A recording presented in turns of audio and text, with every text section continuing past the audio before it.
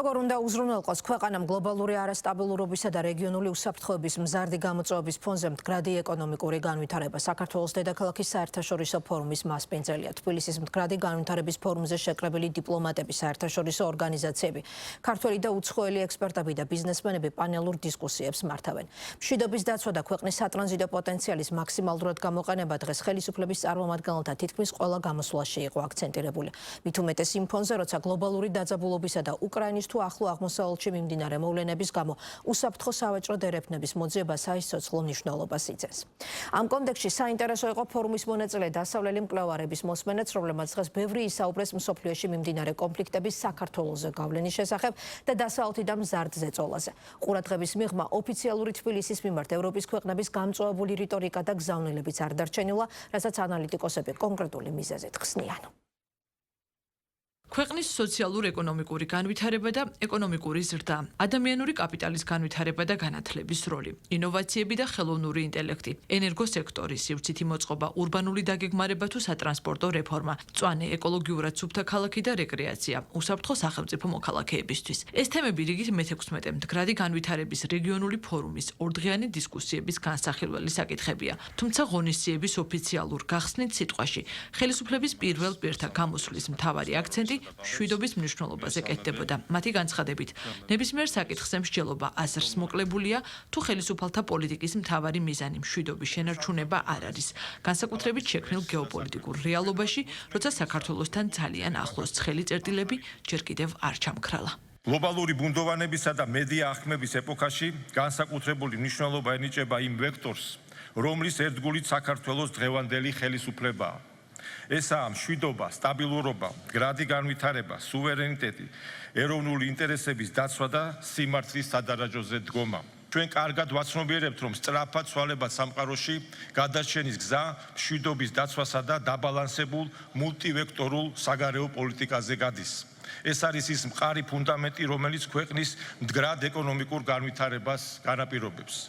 სწორედ ამ პრინციპებზე უნდა იდგეს სამხრეთ კავკასიის მომავალიც. ჩვენი რეგიონი უნდა გახდეს არა გეოპოლიტიკური დაპირისპირების პოლიგონი, არამედ სტაბილურობის, სავაჭრო-ეკონომიკური თანამშრომლობის, მშვიდობიანი თანაარსებობისა და ცივილიზაციათა დიალოგის სამაგალითო სივრცე. ლოგიკური და კანონზომიერია, რომ ფორუმის დღის წესრიგი ყველაზე რთულ და აქტუალურ გეოპოლიტიკურ საკითხებსაც მოიცავს. სეულადიანი სტაბილურობისა და მშვიდობის გარეშე პროგრესსა თუ კეთილდღეობაზე საუბარი ბუნებრივია, შეუძლებელია. ჩვენთვის განვითარება მხოლოდ უპრეცედენტო ეკონომიკური ზრდის მაჩვენებლებით არ შემოიფარგლება. მტკიცედ გვჯერა, რომ პროგრესის მისაღწევად აუცილებელია მშვიდობა, უსაფრთხოება, ხარისხიანი განათლება, ინოვაციებსა და ადამიანზე ორიენტირებული პოლიტიკა, რომელიც ქმნის რეალურ კეთილდღეობას დღევანდელი და მომავალი თაობებისთვის. გამოსვლისას ბევრად მკაცრი გზავნილები ჰქონდა პარლამენტის თავმჯდომარეს, რომელმაც საერთაშორისო პარტნიორები კიდევ ერთხელ გააკრიტიკა და მათი მიდგომები მორიგ ჯერზე შეადარა საბჭოთა კავშირის მიდგომებს. ჩვენ გვჯერა, რომ სახელმწიფოს მთავარი ვალდებულება საკუთარი მოქალაქეების უსაფრთხოების, კეთილდღეობისა და განვითარების უზრუნველყოფაა.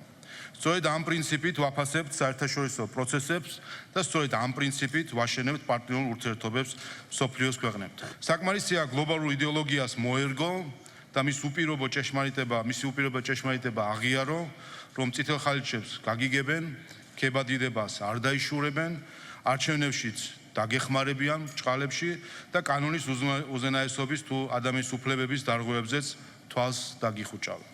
სამაგიეროდ ყველა, ვინც კი ლიბერალური ინტერნაციონალიზმის იდეოლოგიურ მარწუხებს არ ერგება, სტიგმატიზირდება, ბათილდება და იდევნება. ჩვენ გვახსოვს, როგორ მუშაობდა კომუნისტური პარტიის გენერალური ხაზი, როგორ ისჯებოდა განსხვავებული აზრი და რაოდენ სამწუხაროა, რომ დღეს მსგავს ფენომენს საერთაშორისო მასშტაბით ვხედავთ და ვაცნობიერებთ. საქართველოს ხელისუფლების პოლიტიკას, რომ ქვეყანამ მულტიპოლარული ვექტორი შეინარჩუნოს, პარტნიორული ურთიერთობები ჰქონდეს ყველა დიდ გლობალურ მოთამაშესთან, დაკავშირებადობის კუთხით საკუთარი პოტენციალი განავითაროს და როგორც შუადერეფნის მნიშვნელოვანმა რგოლმა სწორი პოლიტიკით მშვიდობის შენარჩუნება განაგრძოს, იზიარებს იმ უცხოელ ანალიტიკოსთა შემადგენლობა, რომელიც თბილისში მიმდინარე დისკუსიებს უშუალოდ თუ ონლაინ პლატფორმის დახმარებით შეუერთდა. მაშინ, როდესაც მსოფლიოში ეკონომიკური სიმძიმის ცენტრი აღმოსავლეთისკენ ინაცვლებს, საქართველოს იდეალურ სტაბილურ პოზიციაშია ამ ეკონომიკური გადანაცვლების ზღვარზე და სრულიად ლოგიკურია, რომ საქართველოს ამ აღმოსავლეთისკენ მიმართულ ეკონომიკურ ტრანსფორმაციაში მონაწილეობდეს. ეს არ ნიშნავს ევროპასთან ან დასავლეთის ქვეყნებთან ყველა კავშირის გაწყვეტას. ეს ნიშნავს იმას, რასაც საქართველოს უკვე აკეთებს, მრავალ ვექტორულ მიდგომას კავშირების აშენებას სხვადასხვა ქვეყნებთან. ვფიქრობ, გაერთიანებული სამეფოს პოლიტიკაზე აისახება ევროპული პოლიტიკა, რომელიც საქართველოსთან მიმართებით არსებობს და ამ პოლიტიკის მთავარი მიზანია საქართველოს ახალისება, რომ ევროკავშირის საგარეო კურსს მიჰყვეს რუსეთის წინააღმდეგ, დააწესოს სანქციები რუსეთის მიმართ და მსგავსი ნაბიჯები გადადგას. თუმცა ნებისმიერი დამოუკიდებელი დამკვირვებლისთვის სრულიად ნათელია, თუ საქართველოს რუსეთს სანქციებს დაუწესებს, ამას თქვენი ქვეყნისთვის უზარმაზარი ეკონომიკური, პოლიტიკური და შესაძლოა სამხედრო ფასიც ექნება. საქართველოს უკვე მოუწია რუსეთთან ომის გადატანა 2008 წელს და როგორც ჩანს, ევროპელ და ბრიტანელ პოლიტიკოსებს ავიწყდებათ ის იარები და გამოცდილება, რომელიც ამ ქვეყანამ უკვე გამოიარა. ამიტომ ყველა ეს კრიტიკა სანქციებთან დაკავშირებით, ეს კრიტიკა საპარლამენტო და ადგილობრივი არჩევნების მიმართ, ჩემი აზრით, იმ პოლიტიკის ნაწილია, რომელიც რუსეთზე ზეწოლას ისახავს მიზნად და საქართველოს უბიძგებს გახდეს გლობალისტური დღის წესრიგის ნაწილი. მაგრამ რასაც მე ვხედავ, არის ის, რომ ქვეყანა ცდილობს იყოს დამოუკიდებელი, ცდილობს მულტივექტორული პოლიტიკა გაატაროს და არ გაებას ომებში. მით უმეტეს, რომ თავად უკვე აქვს 2008 წლის ომის გამოცდილება.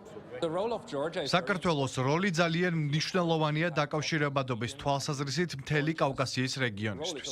საქართველოს როლი ასევე ძალიან მნიშვნელოვანია ამ რეგიონში მშვიდობის უზრუნველსაყოფად. ასეთ პირობებში სტაბილური კავკასიის რეგიონი უფრო მნიშვნელოვანია ვიდრე ოდესმე. რუსეთთან მშვიდობიანი განვითარების საფუძვლების შენარჩუნება, ევროკავშირთან იმედის მომცემი განვითარების გაგრძელება და არსებული ეკონომიკური შესაძლებლობების გამოყენება, ჩემი აზრით, ფუნდამენტურია როგორც მთელი რეგიონისთვის, ისე უპირველეს ყოვლისა საქართველოსთვის. ხალხის უსაფრთხოების უზრუნველყოფა, სატრანსპორტო და სავაჭრო დერეფნების ფუნქციონირების შენარჩუნება, ასევე მოლაპარაკებების წარმოება და მეზობლების, სომხეთის და აზერბაიჯანის დახმარება შეთანხმებების მიღწევაში ძალიან მნიშვნელოვანი ამოცანაა.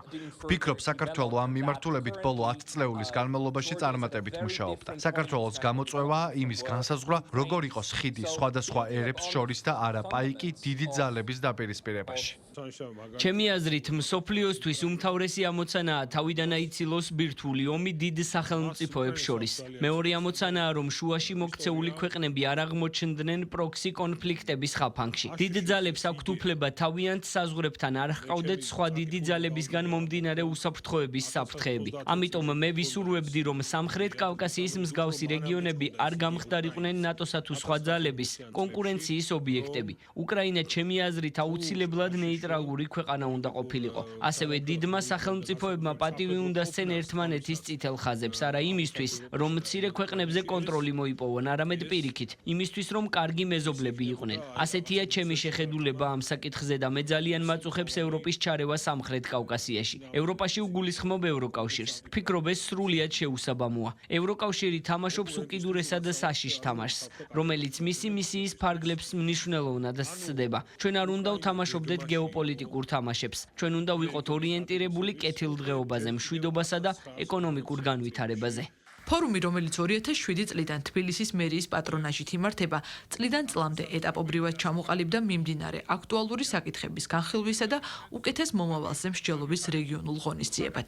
თბილის როგორც რეგიონალური თანამშრომლობისა და დიალოგის ცენტრს კვლავ ეძლევა შესაძლებლობა ხელი შეუწყოს ახალი პარტნიორობის ჩამოყალიბებას, ინვესტიციების მოზიდვას, ინოვაციური იდეების გაზიარებას და მდგრადი განვითარების მიზნების განხორციელებას ყველა მიმართულებით. ჯერა რომ მხოლოდ ერთიანობით, პასუხისგებლობისა და საერთო მიზნების გაზიარებით შევძლებთ ღირსეული გარემოს შექმნას. შევძლებთ გავაგრძელოთ ჩვენი ქვეყნის განვითარება, წინსვლა და ეკონომიკური აღორძინება. გლობალური პროცესები გავლენას ახდენს ჩვენ ყოველდღიურობაზე, რაც ყველაზე მეტად ადგილობრივ დონეზე იგრძნობა. სწრაფად ცვალებად გარემოში ჩვენი როგორც ადგილობრივი ხელისუფლების ამოცანაა გავატაროთ დაბალანსებული პოლიტიკა, რომელიც ითვალისწინებს ეკონომიკურ ზრდას, სოციალურ სამართლიანობას და ეკოლოგიურ მდგრადობას. ჩვენ ვაცნობიერებთ, რომ ამ პროცესის განსაკუთრებით მნიშვნელოვანია საჯარო და კერძო სექტორებს შორის თანამშრომლობა და ხელისუფლების სხვადასხვა შტოებს შორის მჭიდრო კოორდინაცია. დისკუსიები, რომელზეც ეკონომიკური, სოციალური, გარემოსდაცვითი, ტექნოლოგიური და გეოპოლიტიკური პროცესები განიხილება, 2 დღის განმავლობაში გაგრძელდება. წლევანდელი ფორუმის მთავარი გზავნილია, რომ მდგრადი განვითარება მხოლოდ ეკონომიკური ზრდა არ არის. ის მოიცავს მშვიდობას, უსაფრთხოებას, განათლებას, ინოვაციებს, გარემოს დაცვასა და ადამიანზე ორიენტირებულ პოლიტიკას, სიღარიბესთან ბრძოლასა და სერვისებზე ხელმისაწვდომობას.